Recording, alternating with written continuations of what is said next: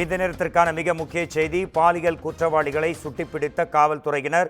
முதலில் பிடிபட்ட மாரியப்பன் தவறி விழுந்து அவருக்கு கையில் முறிவு ஏற்பட்டது. தற்போது தலைமறைவாக இருந்த மாரிச்செல்வம் தப்பியோட முற்பட்ட போது தனிப்படை போலீசார் அவரை சுட்டு பிடித்திருக்கின்றனர். தற்போது கிடைத்த மிக முக்கிய செய்தி, தூத்துக்குடி மாவட்டம் கோவில்பட்டியில் இளம்பெண்ணை பாலியல் வன்கொடுமை செய்த மாரிச்செல்வத்தை சுட்டு பிடித்த போலீசார்.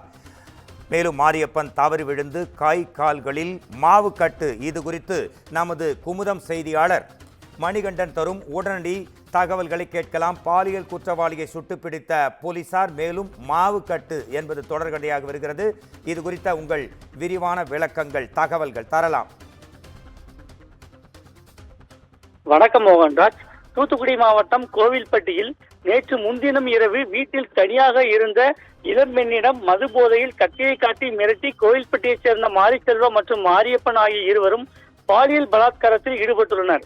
இதைத் தொடர்ந்து பாதிக்கப்பட்ட பெண் கோவில்பட்டி மேற்கு காவல் நிலையத்தில் புகார் அளித்ததைத் தொடர்ந்து காவல்துறையினர் தப்பி ஓடிய குற்றவாளி மாரியப்பனை கைது செய்து விசாரணை நடத்தினர். இதில் காவல்துறையிடம் இருந்து தப்பி ஓட முயன்ற மாரியப்பன் கால் முறிவு ஏற்பட்டு கோவில்பட்டு அரசு மருத்துவமனையில் சிகிச்சைக்காக அனுமதிக்கப்பட்டுள்ளார். தலைமறைவாக இருந்த குற்றவாளி மாரிச்செல்வத்தை கைது செய்ய மாவட்ட காவல் கண்காணிப்பாளர் ஆல்பர்ட் ஜான் உத்தரவின் பெயரில் உதவி ஆய்வாளர் ராஜபிரபு தலைமையிலான தனிப்படை போலீசார் தேடி வந்தனர். அப்போது தூத்துக்குடி அருகே உள்ள புதுக்கோட்டை பகுதியில் ஒரு குளக்கரை பகுதியில் பதுங்கி இருந்த மாரிச்செல்வத்தை ராஜபிரபு தலைமையிலான காவல்துறையினர் கைது செய்ய முற்பட்டனர். அப்போது மாரிச்செல்வம் தன்னிடம் மறைத்து வைத்திருந்த ஆயுதத்தால் காவல் உதவி ஆய்வாளர் ராஜபிரபு மற்றும் காவலர் பொன்ராம் ஆகியோரை தாக்கிவிட்டு தப்பி ஓட முயன்றுள்ளார்.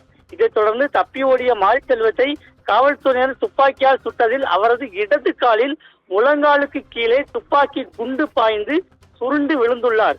இதைத் தொடர்ந்து அவரை சிகிச்சைக்காக தூத்துக்குடி அரசு மருத்துவக் கல்லூரி மருத்துவமனையில் காவல்துறையினர் அனுமதித்துள்ளனர்.